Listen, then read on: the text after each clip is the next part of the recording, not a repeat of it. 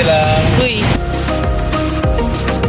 So today, tinulungan namin si John Lee maglipat ng bahay sa Cavite. Sinama na rin namin si Makoy at si Jayjay.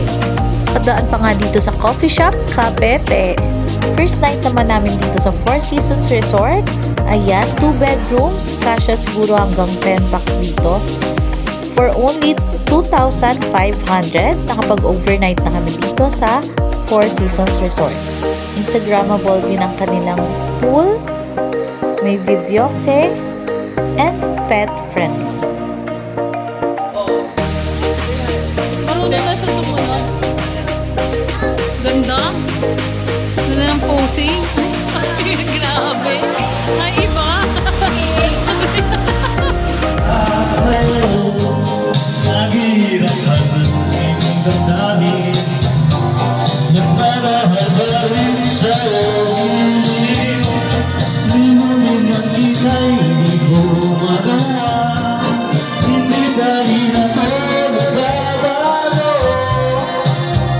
Ang pag-ibig ko sa'yo lagi mo kasama.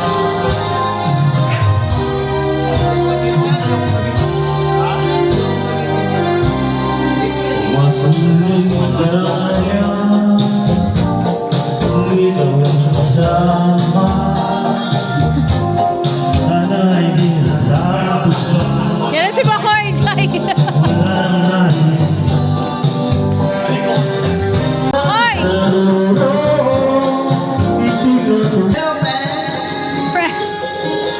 Push me on, push me on. When I'm about to give up, you're on my side. When no one seems to listen, and if you go, you know that years can help that show. Your break one's heart and apart, and suddenly the madness starts. It's your smile, your page, your lips, those sweet little eyes that stare at me and make me say, I'm with you all the way, 'cause it's you who is the emptiness in me. It changes everything you see when I know I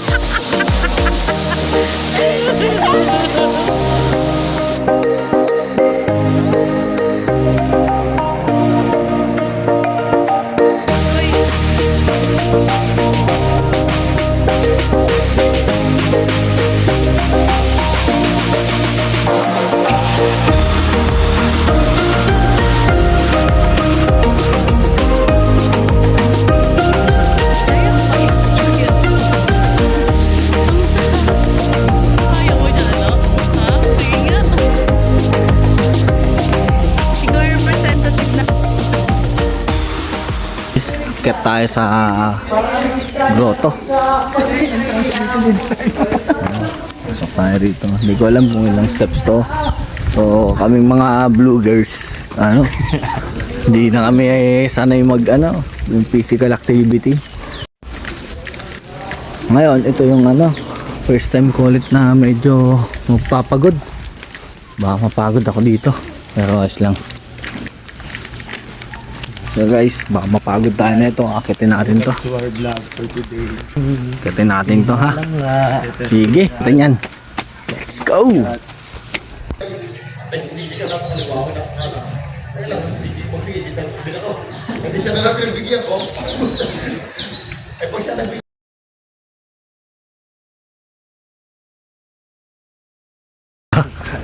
Dito sa medyo pagod na agad ako. Wala pa ba? Wala pa daw. Hindi pa pwede mapagod kasi wala pa. So ayan na. So mga boards yan. Dito ayon sa kamay ni Jesus. Subukan natin akatin paunti-unti kasi ngayon pa lang hiningal na ako. Hindi pa nag-ano ng hagdan eh. Hiningal na ako agad. As you can see, pakit na tayo. Pasimula na tayo sa akyat. Akyat yan. Kasama ko yung dalawang mga makukulit. Smooth lang. Hindi dapat madaliin. Yan. So pagdating dito sa taas, pag medyo gumitna na kami, picture naman tayo sa baba. Ando sila Danay sa baba. So ayan, smooth. Adi tayo. Nagsimula na tayo. Yan simula na. Ito yung Last Supper. So maganda dito ayun mga gusto tawag dito, gustong muni-muni, mag-ayuno. Ito pag-akyat pa lang dito parang sa mga sakripisyo na. Yan ang pagtangis sa ba yan? Getsemane. Yun, yung alam niyo yung tawag dito, yung lubos na kalungkutan or lubos na kalungkutan binon sa second station. Kasi dahil nga si Jesus tawag dito sa katawang tao, nakakaramdam siya nung nararamdaman natin. Pinadala siya ni Lord para mas maintindihan tayo ng Panginoon, diba? Kung ano yung tawag dito, at malaman din natin na si Lord nasa side natin siyempre. So yun, si Jesus ay hinatulan ng kamatayan. Ayan na, nasa third station na tayo. So ayan, bawat naman dito, siyempre alam nyo naman yung pagkakadali dun sa nangyari nung sa pagkahatol, yung paghugas kamay ni Poncio Pilato, diba? So ito, station, si Jesus ay hinampas at pinatungan ng koronang tinik. Ayan, station. Isipin nyo, diba, si Jesus ang King of Kings, pero ganyan yung ginawa sa kanya ng mga tao. Alam ng Panginoon na mangyayari lahat to sa kanya. Bakit tinanggap ni Lord yung ganung pangyayari, di ba? Siyempre hiningal na talaga ako. Ayan, si Jesus ay nagpasa ng krus. Fifth station. Ayan, station na tayo. Ayan, si Jesus ay nadapa. Ayan. Alam niyo, sa bawat station of the cross, may mga aral tayong pulot. Siyempre, lagi namang may aral talaga sa buhay ni Lord, di ba? iintindihin natin at sa buhay natin. Ngayon, dito na kami sa ito na paanong station na to, pero medyo mataas na talaga. Ang layo na namin. Ito na to. Station 7. Si Jesus ay tinulungan ni Simon. Yan. Pinabot. Jesus. Kasi ito na dito kami sa taas. Ang ganda rin talaga dito. Oh. Worth it din talaga yung ano. Worth it din talaga. Ano natin? Pagkakyat dito. So ayan mga birds. Kita nyo naman. Taas na talaga. Yan. O yan. Mga sa Holy Week, mga gustong mag-sakripisyo, dasal, mag-bisita, iglesia, pwede itong isa sa Kamay ni Jesus para sa mga pwedeng ipuntahan. So station 8, si Jesus at ang babaeng taga Jerusalem. So ayan, tuloy pa rin ang pag-akyat. Iniiwan na ako ng dalawa. Bagal ko daw eh. Pero siyempre, daan-daan lang ako. Picture na kita dyan. Sige. Yan, pangalang stasyon na tayo. 9 station, si Jesus ay pinako sa krus. Ayun na. Tapos siyempre, kasampu ang pinatawad na magnanakaw. So dito, ito yung pinaka reason ng ng pagkamatay ni Lord, para tayong mga tao tanggapin natin siya. Biro mo yung magnanakaw, alam niya nagkasala siya, tapos iglap lang nang tinanggap na si Jesus, sama na siya sagad sa kaharian. So ito 11 station, ang mahal na ina at ang mahal na lagad sa paanan ng krus. Ayan, naantay na lang ang pagkamatay ni Jesus. Ito yung masabi nating pagpapasakatuparan ng mission niya dito sa atin para iligtas tayo ng mga tao. Ayan. Diyan, sa totoo lang, parang ito pa lang din yung simula eh. Yun, kumbaga sa climax, yun yung simula ng climax, yung pagpako kay Jesus. Kasi doon pa lang nasabi na yun pa lang, yun yung tunay na pagligtas sa atin. O yan, yung Cat-12 station, ang pagkamatay sa krus. So ano na, namatay si Jesus. Pero siyempre, sa kabila nun, pagkamatay niya, yun yung hasakatupad ng pagliligtas niya sa atin. Kasi ang kasalanan upang mabayaran yung kailangan ng sakripisyo. Kaya si Jesus yung naging sacrificial lamb para maligtas, malinis yung kasalanan natin. Sa ika-13, Jesus ay inilibing. Ay ibinaba sa cross. Ayan na. Yan si Jesus.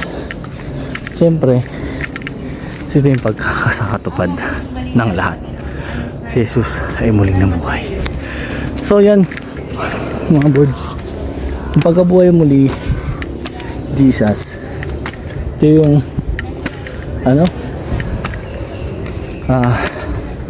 climax ng lahat na nangyari dito sa mundo. Yung pagligtas niya sa atin, ito na yun. Ligtas tayo ni Jesus, kasalanan natin, ang pagtalo niya sa kamatayan. Masyadong malaki ang sakripisyo ng Panginoon para ligtas tayo. Oh. Ayan, sakit na ng tuhod ko. Yan ang mga boards. Andito na tayo sa pinatuktok. Ayan. Ayan. So, fulfilling. Kasi, tagal-tagal na rin ako hindi nakagawa ng ganito. Oh. Salamat kasi, tawag dito. Sa way na to, naalala ko yung mga gaano kabuti yung Panginoon natin. Ito mga ibultong to, sisimbolo sa pagpapaalala kung gaano tayo kamahal ni Lord, diba? Pagpapaalala sa mga Katoliko, sa mga Kristiyano, mga born again, lahat ng sanlib ng mga tao sa mundo, diba? Si Kuya Glenn 36, si Jano 26, ako 28. Pero pare-parehas yung nararamdaman namin pagbaba. Alalay na alalay. Masakit ang mga binti. Praise the Lord, we're able to accomplish and achieve. Amen. Ito mo. Malit na bagay, boy. Ba't nangingitig ka? Ba't nangangatog ka?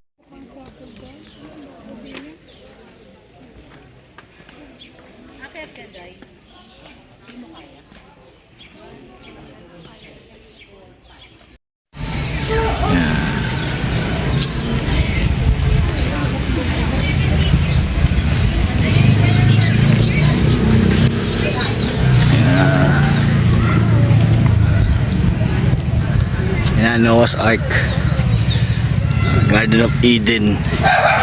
So, dito tayo sa kamay ni Jesus. Ito isa sa mga pwede rin pasyalan, Garden of Eden, mga birds.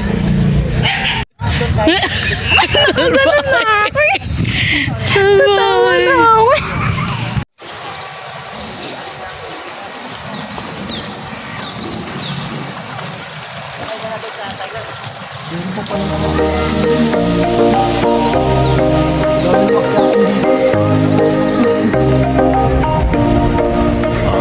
Noah's Ark.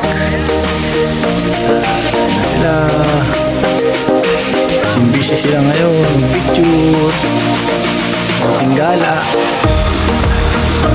freshman lang ang isip, puso, relax. Ang bagay ka para sa amin.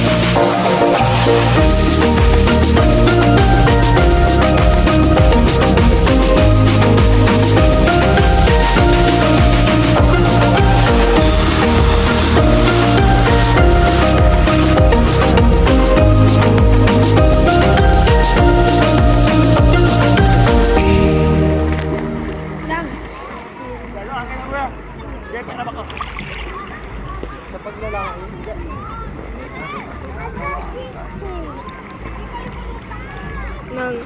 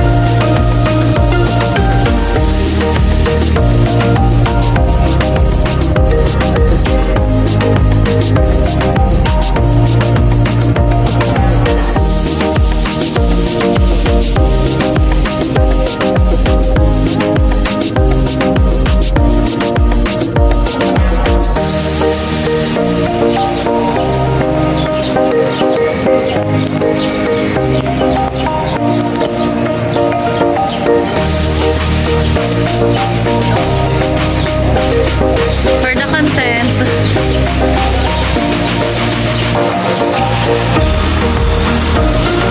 Hi.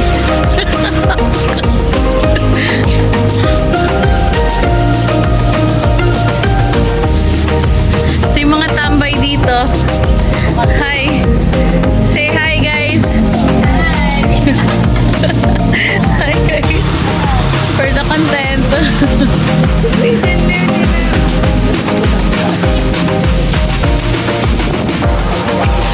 Ako main character. Oh. Tour mo na kami, dali.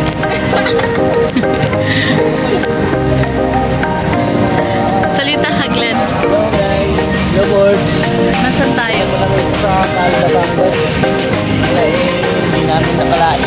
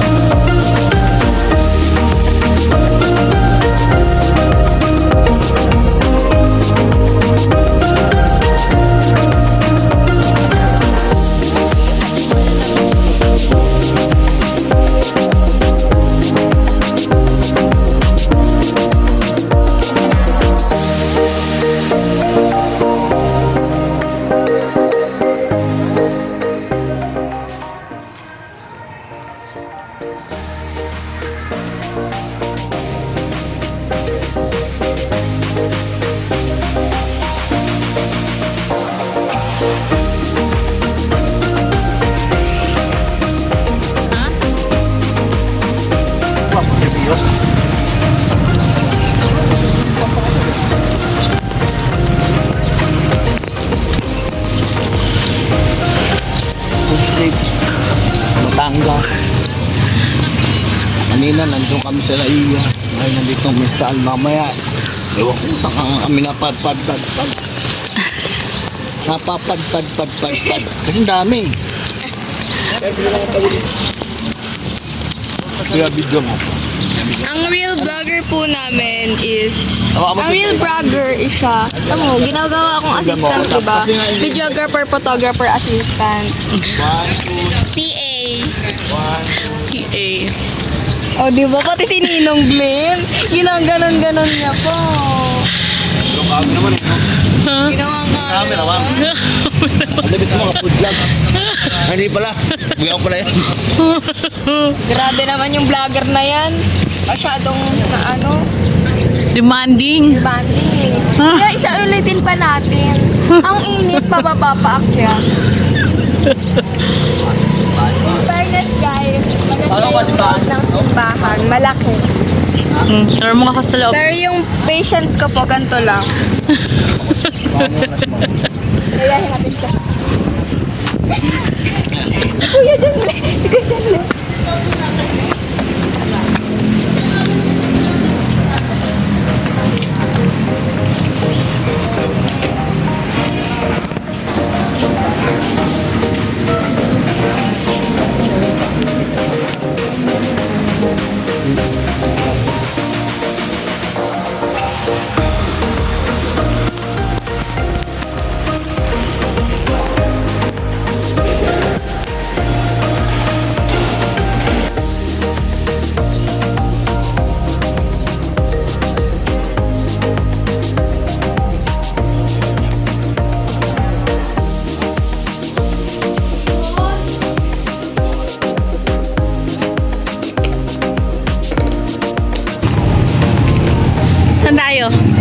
Palengke. Hanap ako ng kape. Nang? Kape. Kape? Hanap ako ng kape. May mga adik sa kape. Kapeng ano? Barako. Oh, basa. Saba-saba. Bakit?